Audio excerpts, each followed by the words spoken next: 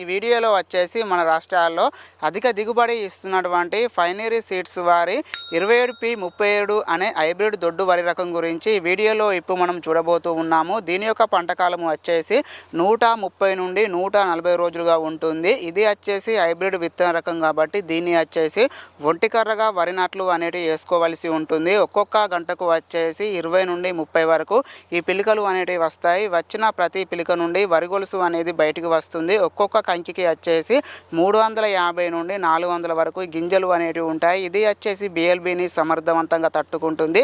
ఇది వచ్చేసి ఒక ఎకరానికి 35 నుండి 40 క్వింటాల దిగుబడి అనేది ఇస్తుంది.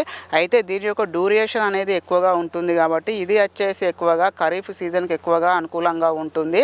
అయితే దీన్ని మనము వరి నారు పోసుకున్న 21 నుండి 25 రోజుల మధ్యలో మనం ఖచ్చితంగా ఈ వరి నాట్లు అనేటివి వేసుకోవాల్సి ఉంటుంది. ఒక ఎకరానికి వచ్చేసి 6 నుండి 9 కేజీల విత్తనాలు అనేటివి అవసరం అవుతాయి. మీలో ఎవరైనా విత్తన రకాన్ని కనుక సాగు చేసి కనుక ఉన్నట్లయితే దీని యొక్క దిగుబడి ఎలా ఉందో కామెంట్ రూపంలో కామెంట్స్ అనేది పెట్టండి. తోటి రైతులకు ఉపయోగకరంగా ఉంటుంది.